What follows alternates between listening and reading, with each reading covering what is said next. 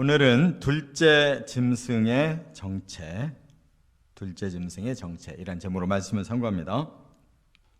지금 우리는 12장부터 이제 13장까지 새 존재를 우리가 보게 되는데, 12장에서는 큰 붉은 용이라고 그랬어요. 사탄입니다. 근데 이 사탄은 꼭 하나님을 본따서 뭐든지 하는 걸 볼 수가 있어요. 하나님이 성삼위의 하나님이시잖아요. 성부, 성자, 성령. 그래서 성부의 역할, 성자의 역할, 성령의 역할이 이렇게 다 분명하게 구별이 됩니다.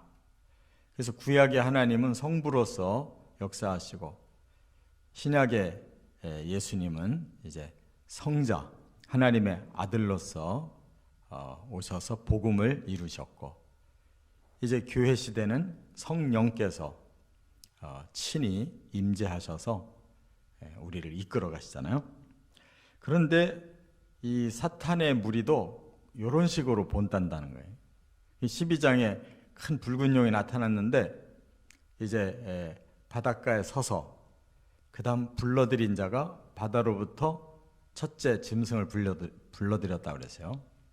그가 적그리스도인데, 이 요한계시록에서는 이 적그리스도 얘기가 없어요.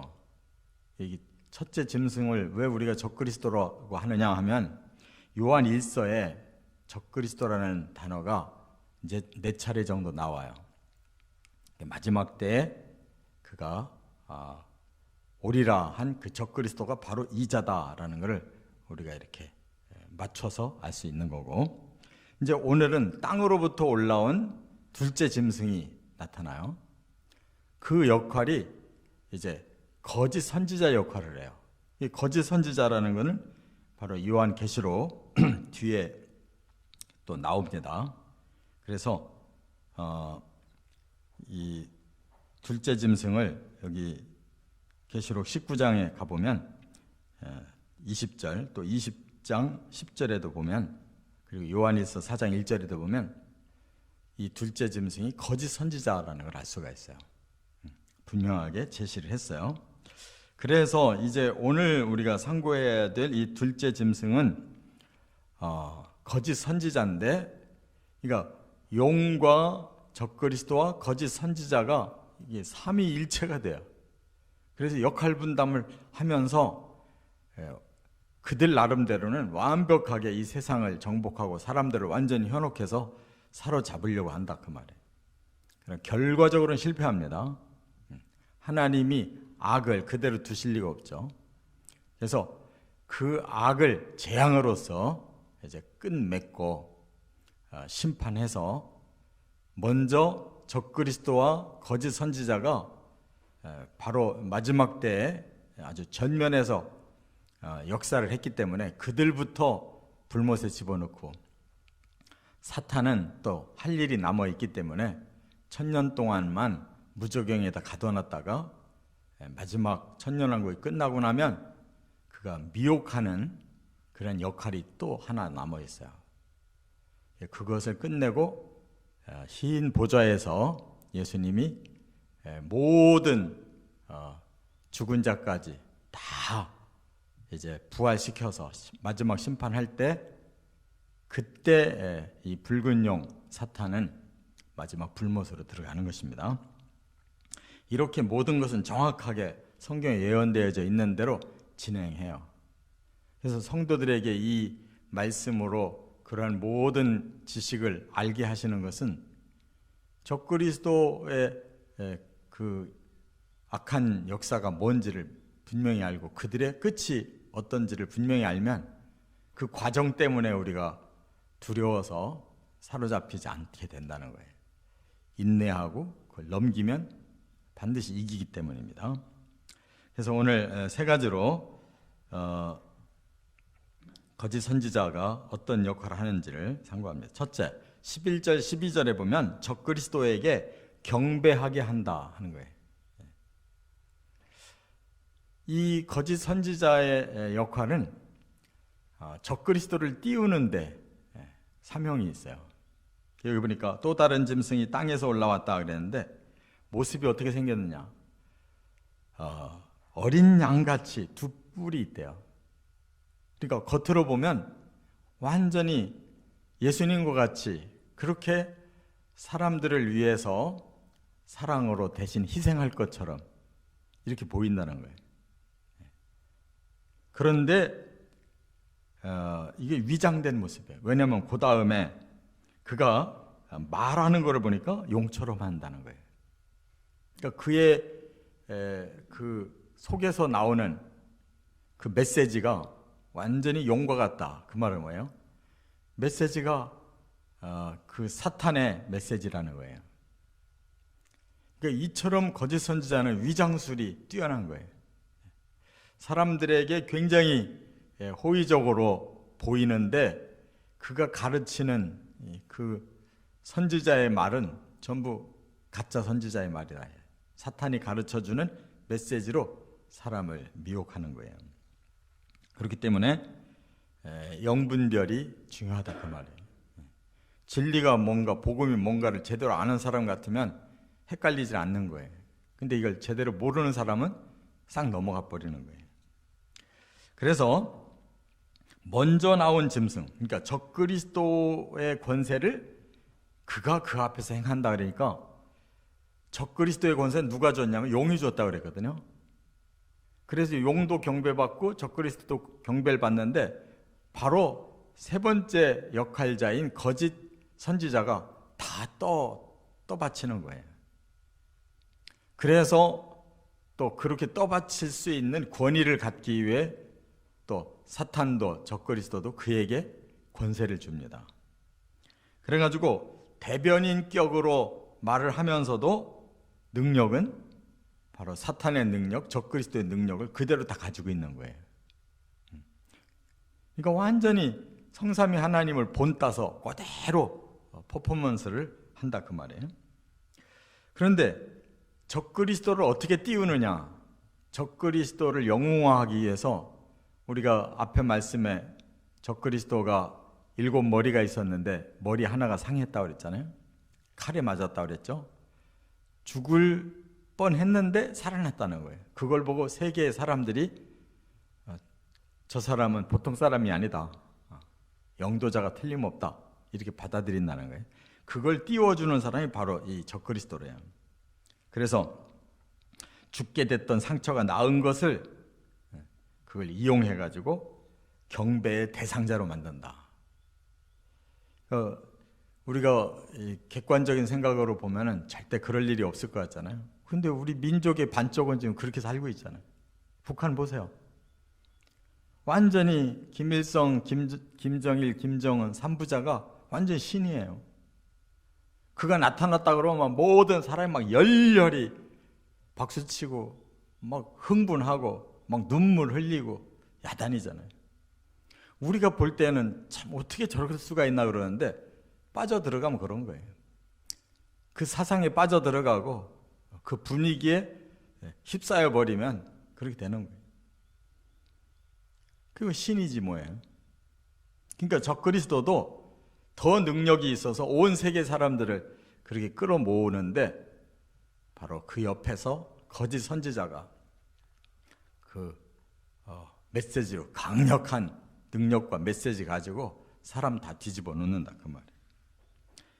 근데 데살로니가 후서 2장 4절에 보면 그들의 그 괴계를 이미 다 성도들에게 간파하도록 사도 바울이 이렇게 증거했어요. 데살로니가 후서 2장 4절에 그는 대적하는 자라. 하나님의 원수예요. 그 본체가 신이라고 불리는 모든 것과 숭배받는 것에 대항하여 그 위에 자기를 높인다 그랬어요. 그러니까 앞 시간도 제가 말씀드린 것처럼 용이나 적그리스도나 거짓 선지자는 보이지 않는 하나님 우리가 어떻게 믿냐? 당신들이 그동안 신에게 속아 있는 거다. 보이는 신을 차라리 믿어라. 우리 능력을 봐라. 우리가 해결해 주는 거를 봐라. 이렇게 나온단 말이에요. 그래서 하나님의 성전에 오히려 그가 앉아서 자기가 하나님이다. 이렇게 한다는 거예요.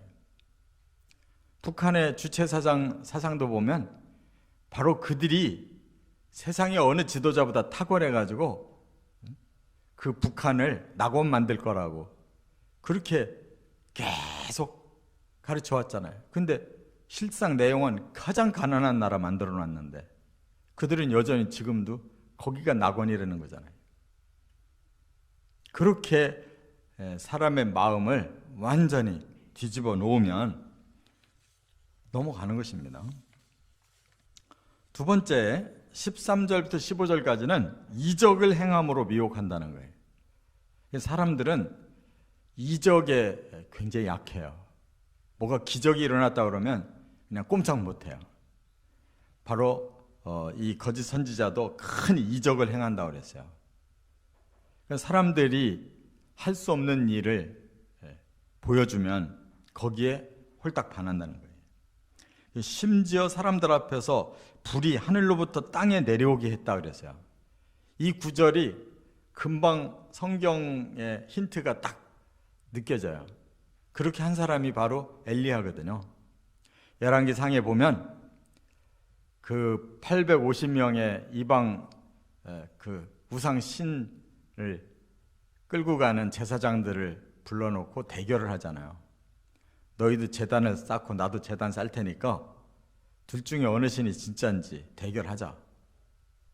그들이 그냥 하루 종일 막 몸을 찢어가면서 발광을 해서도 안 됐는데 엘리야는 하나님 앞에 기도만 했고 오히려 불이 못 붙도록 막 물을 잔뜩 부어가지고 또랑을 이룰 정도로 해놓고도 하나님이 역사하니까 불이 내렸잖아요.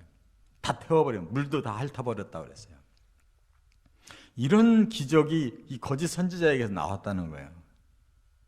그러니까 사람들이 그 현장 앞에서 놀라 자빠질 수밖에 없는 거예요. 이와 같이 퍼포먼스예요. 그것이 올바른 기적이라면 정말 받아들여야 되죠. 그런데 엉뚱한 목적을 가지고 퍼포먼스를 하는 거란 말이에요. 그렇기 때문에 거기에 그 현상 자체에만 그냥 빠져들어가면 그들이 끌고 가고자 하는 미끼에 걸려든 것이. 그래서 목적은 여기 보니까 미혹한다 그랬어요. 미혹. 이 미혹이라는 단어가 중요해요. 플라나오라고 그러는데 사람을 혼동시킨다는 거예요. 이제부터 갈피를 못 잡는 거예요. 뭐가 뭔지를 방향감각을 잃어버린 거예요. 그리고 나쁜 길로 인도한다 이런 뜻이에요. 속인다 이런 뜻이에요. 미혹이라는 이 플라나오라는 말은 사람이 가지고 있는 가치관을 흐트러 놓고 그리고 나쁜 길로 인도하고 속여서 망하게 만드는 거. 이런 사기꾼들의 기질이 이런 거예요. 그 다음에 또 어떤 기적을 일으키느냐? 적그리스도의 우상을 만든대요. 이 구약에도 보면 바벨론 왕이 신상 만들잖아요. 신상. 그것처럼 말하자면 그 우상을 하나 세워놓는 거예요. 그렇게 되면은 이제 저 일제 시대에도 우리나라를 지배하고 전부 일본 천황을 그 경배하라고 신사를 만들어 놓고 모든 도시마다 중심가에 다 있었잖아요. 절하게 하는 거예요. 아침마다 절하고 하루를 시작하도록 그렇게 우상화를 한다는 거예요. 적그리스도를 우상화시켜 놓는다는 거예요. 근데 그냥 절만 하라 그러면 하겠어요? 그 우상이 말을 한다는 거예요. 여기 보니까 생기를 줘가지고 말을 하게 한다. 그러니까 적그리스도도 대단한데 적그리스도를 숭배하게 하는 그 우상도 대단한 신기한 그런 능력이 있는 거예요. 그러면 다 거기에 홀딱 반하는 거지. 이제 앞으로 이 과학이 더 발달하면 사람도 만들어내고 우리 보통 사람보다도 더 탁월한 슈퍼 인간 만들어낼 수 있다잖아요. 모든 강한 능력을 다 기계로 다 합성해가지고 사람도 그렇게 만들 수가 있는데 사탄도 마지막에 자기의 모든 능력을 다 쏟아서 이렇게 이 지구를 자기 것으로 만들기 위해서 사람들을 속이고 이렇게 할 거다 그 말이에요. 그렇기 때문에 이 역사에서는 항상 우상 숭배가 있었습니다. 과거의 모든 제국의 왕들이, 또 현대에도 독재자들이 다 이러한 우상을 섬기도록 만들어 왔어요. 그래서 미혹에 넘어가지 않아야 된다는 것을 여기서 강조하고 있어요. 끝으로 세 번째는 16절부터 18절에 보면 모든 자에게 표를 받게 한다 그랬어요. 이 표가 있어요. 여기 보니까 모든 자라고 해놓고 그걸 설명하기를 작은 자나 큰 자나 부자나 가난한 자나 자유인이나 종들에게, 그러니까 여기에 해당 안 되는 인류가 없어요. 모든 사람에게 표를 받게 했다 그러는데, 이 파라그마라고 하는 말이 뭐냐면 새겨서 표식을 준다는 거예요. 새겨서 표식을 준다 그 말이에요. 그래서 이제 이것을 해석한 그 사람들 중에 베리칩이라는 그런 것이 가능할지도 모르겠다 이렇게 보는 거예요. 그 뭐냐면 우리 사람의 정보를 담은 이런 조그마한 알갱이가 있어요. 그걸 우리 사람의 이 손 같은 데다가 집어넣어주면 그냥 이렇게 딱 지나가면 그 우리 신상이 싹 거기에 밝혀져 가지고 우리의 계좌가 거기서 돈이 쫙 빠져나가고, 또 뭐 여행을 간다고 그러면 패스포드가 착 나오고, 이렇게 모든 것이 그냥 이 베리칩 하나로 다 통할 수 있는 거예요.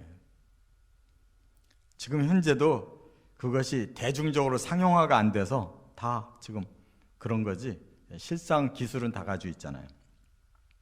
지금 뭐 자동차도 계속 첨단화되잖아요. 가만히 앉아 있어도 알아서 목적지만 알려주면 알아서 차가 하고, 앞으로 드론도 이제 지상의 교통이 혼잡하니까 이제 공중으로 드론을 띄워가지고 모든 걸 자유롭게 왕래하도록, 모든 물건도 다 드론으로 갖다가 놓도록, 이런 식으로 통제한다는 거예요. 그래서 뭐 지난번에 뭐 이런 백신도 맞지 마라 뭐 그런 얘기한 것도 다 그런 관점에서 너무 그 생각이 골똘하다 보니까 그렇게까지 나가는 거예요. 이와 같이 그 시대가 되면 적그리스도가 이 지구상의 모든 인류를 통제할 수 있는 시스템이 갖춰진다는 거. 그래서 여기 끝으로 이런 말씀을 했어요. 지혜로운 사람은 그때 가서 누가 적그리스도인지를 알 수 있는 힌트가 있다. 그 짐승의 이름이 666이다 이렇게 말씀을 해놨어요. 그래서 과연 그 666이 뭐냐, 그 어떻게 푸는 거냐, 여기에 관심이 대단히 많아요. 그런데 너무 미리 염려할 거 없어요. 하나님이 저들이 적그리스도라구나 하는 거를 영적인 성도들은 알 수 있도록 미리 이렇게 666이라고 하는 이 수를 밝혀 놓으신 거예요.